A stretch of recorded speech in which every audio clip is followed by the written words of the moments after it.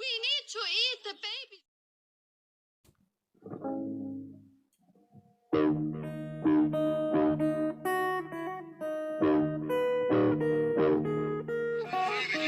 I have no respect for women who voted for Trump. Okay, I think so poorly of them, and the reason why.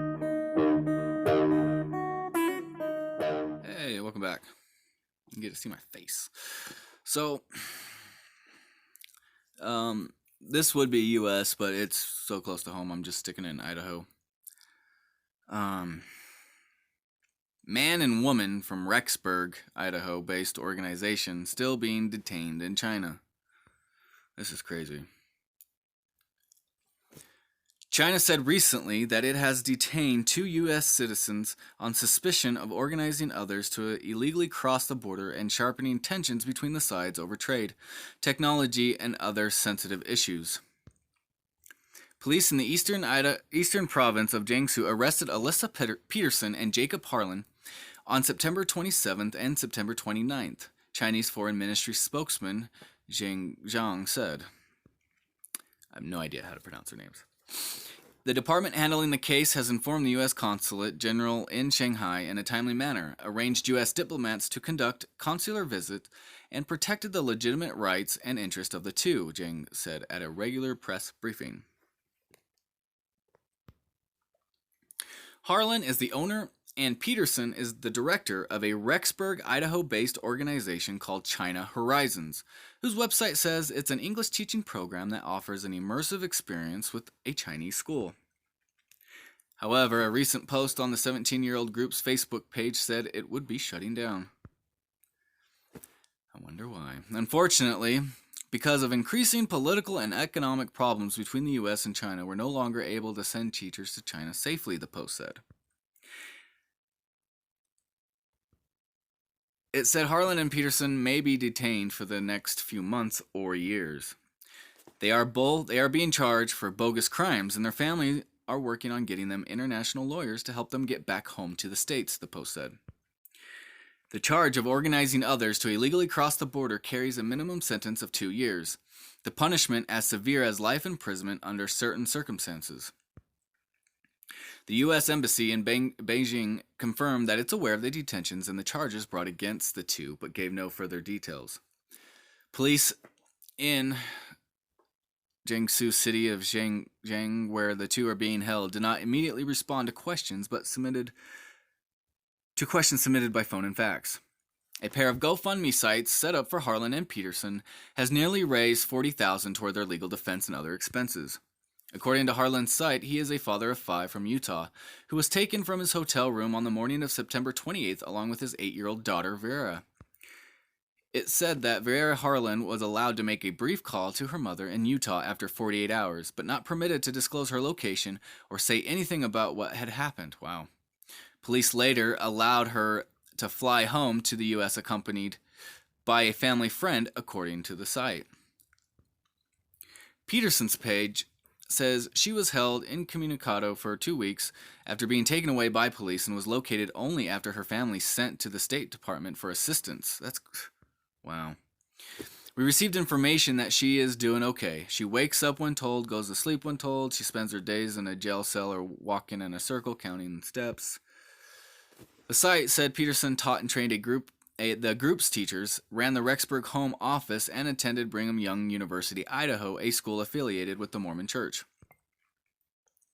While the charge of organizing others to illegally cross the border generally applies to human traffickers, it has also been used in the past against those accused for conducting missionary work in China, which the officially atheist communist government strictly forbids.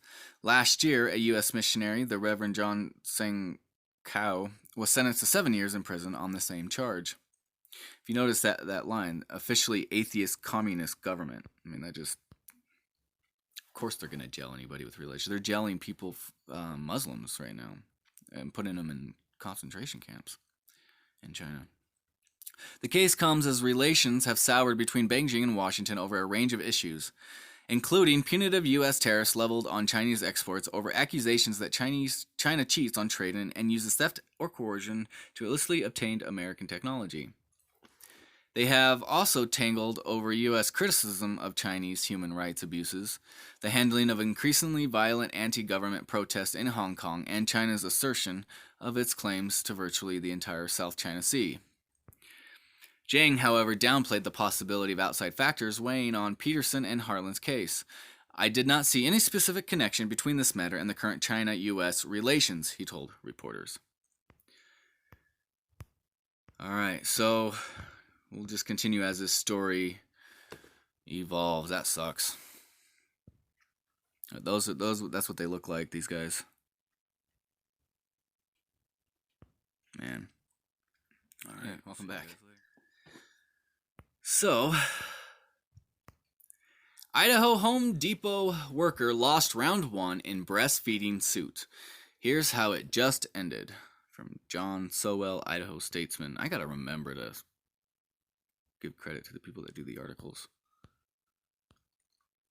Home Depot and a former assistant manager at the home improvement chain Nampa store have settled claims the store failed to provide the manager unpaid breaks to pump breast milk for her baby. The Idaho Statesman reports the settlement came after the lawyers for the American Civil Liberties Union and the Center for Work-Life Law at the University of California Hastings College of the Law sought to intervene on Randy Alfred's behalf. The two groups asked to submit friend of the court briefs after Allred and Meridian filed a motion asking U.S. District Judge B. Lynn Windmill to reconsider his June 28th ruling dismissing the case. While Windmill found there is sufficient direct evidence to conclude that discrimination occurred, he also said that Home Depot did everything in its power to convince Allred to stay, and rejecting Home Depot's request for dismissal would, in effect, strip employers of the ability and opportunity to remedy workplace misconduct. Windmill ruled the evidence was insufficient to present the case to a jury, and he ordered Allred to pay $3,842 in fees and costs to Home Depot's attorneys. Dang, that sucks. Evidence of Pregnancy Discrimination Act violation. All right. Lawyers for the ACLU and the Center for Work-Life Law pointed to a 2017 Alabama case where the 11th U.S. Circuit Court of Appeals upheld a jury's finding that the Tuscaloosa Police Department constructively discharged police officer Stephanie Hicks when it refused to transfer her to a light-duty position that did not require her to wear a protective vest.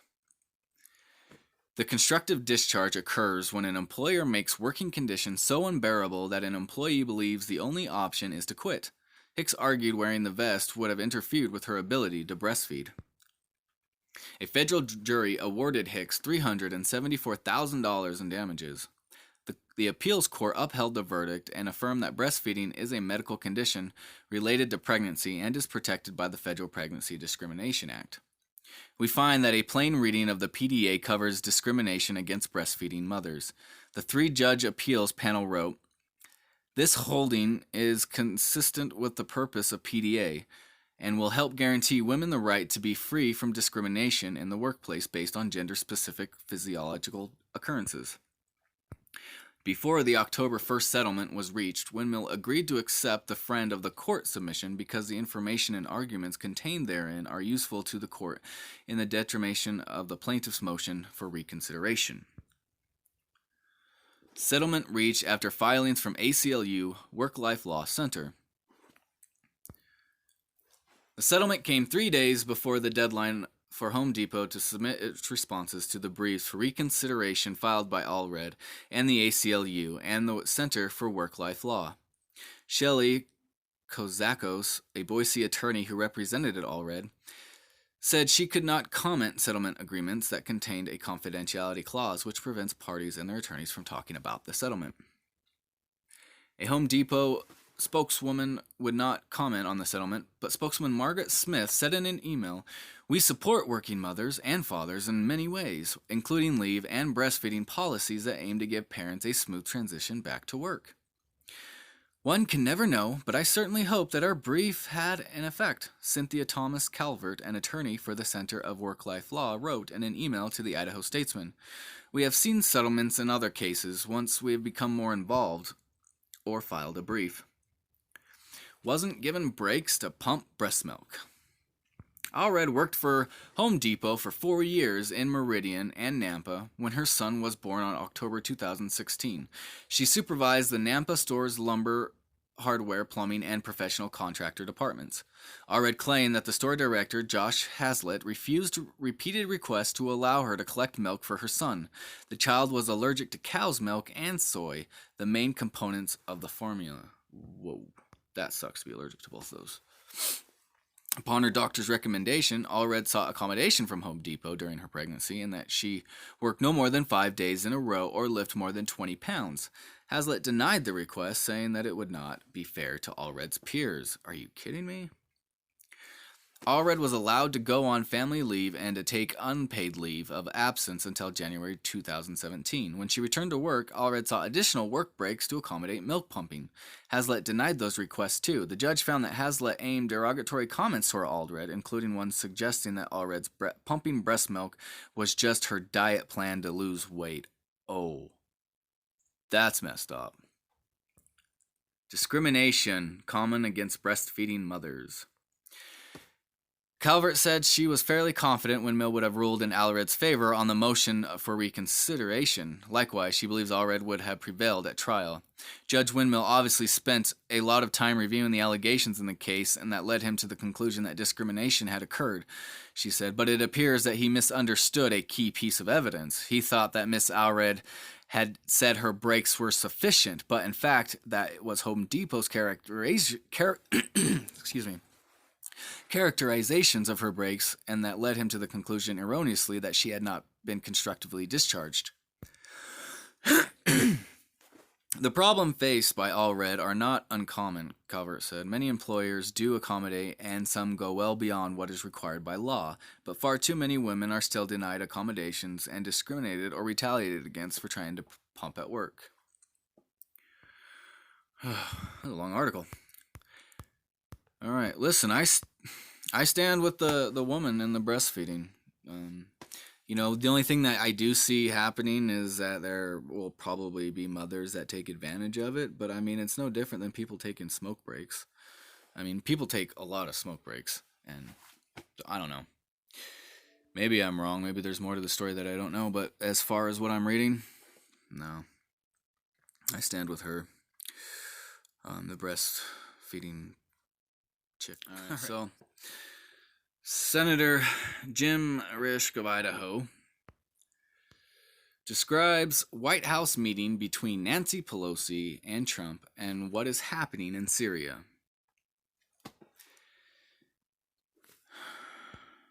I've been around a lot of presidents, Senator Jim Risch said. I've never seen a president be spoken to like Nancy Pelosi did. Oh, shit. As the chairman of Senate Foreign Relations Committee and member of the Senate Committee on Intelligence, Idaho Senator Jim Risch has had a lot of major news and developments across his desk. Senator Risch sat down for a one-on-one interview at KTVB on Friday afternoon to discuss several major topics, ranging from Turkey's movement into Kurdish territory in northern Syria and witnessing the meeting between Speaker and the House Nancy Pelosi and President Donald Trump in the White House. Congress has been back in session for about a week now, but Risch, who is back home like most weekends, say it's been a busy first week back. On Thursday, Risch was on the Senate floor introducing a bipartisan bill that addressed the current situation in Syria.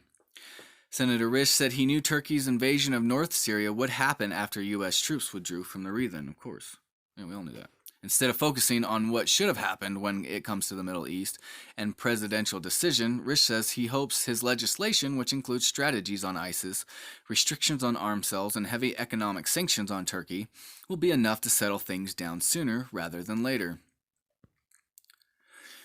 This is plowing new ground, sanctioning a NATO ally, he said. The sanctions, Risch said, should have a major impact on Turkey's economy since it's strong but vulnerable.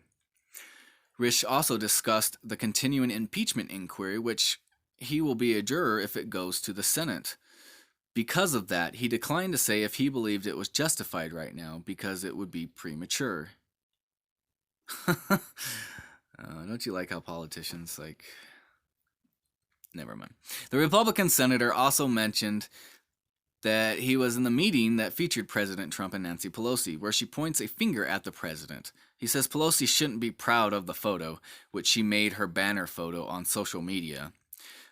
I've been around a lot of presidents, he said. I've never seen a president be spoken to like Nancy Pelosi did. That's not the way you treat a president, who packed up and walked out of the meeting. According to Risch, the meeting wasn't so much, he said. She said kind of a thing, but mostly she yelled and continued as she walked out of the meeting. The meeting settled down into a productive one after she left, Risch said. Of course it did. She did that for a photo op, just for that, because they really need help with their votes. I think, in my opinion. See, guys. Well, let's see. Let's look at this video.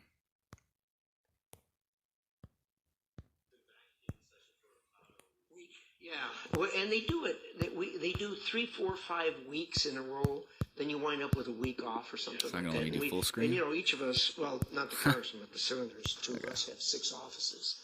You know, starting up north all the way down through eastern Idaho. So you got to spend some time in each of those. They expect you to. Yeah. They expect you representing all Idaho, not just Boise. Exactly. So yeah, that's exactly right. Okay, so it's been a busy week then for you.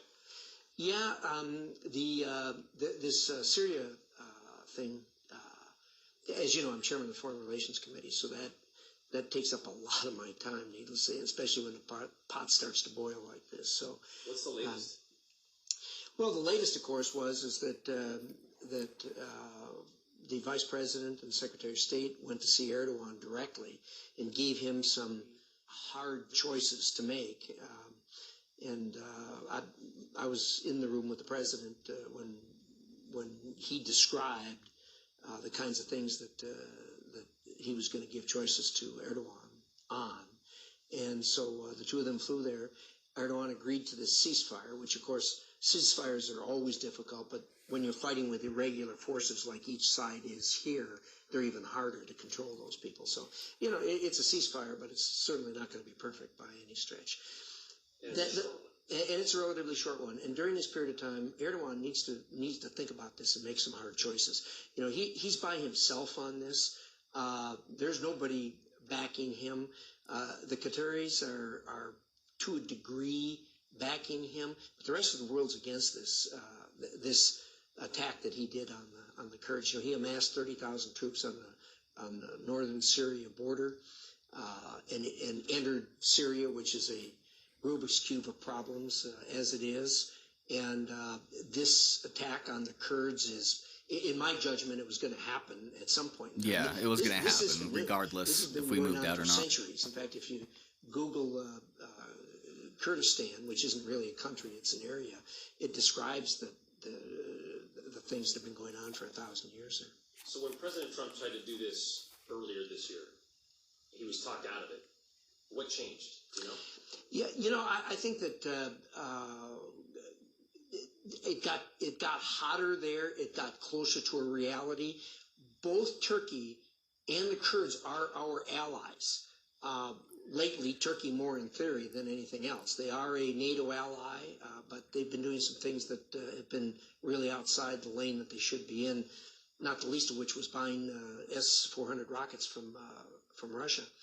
The Kurds are also our allies, and indeed have been very helpful to us in fighting ISIS in Syria. But what has happened is Erdogan was just bound and determined to do this. Like I said, amassed 30,000 troops.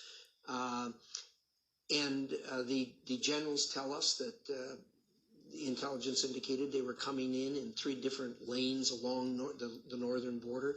We had 28 troops, 28 personnel that were right in the middle of one of those lanes. The president pulled those back and pulled the forward observation people back, and then Erdogan did what he did, and it's a bad thing. Do you support the president's decision? All right, I'm not going to play the whole clip for the copyright, but yeah, there you go. I'll see you guys.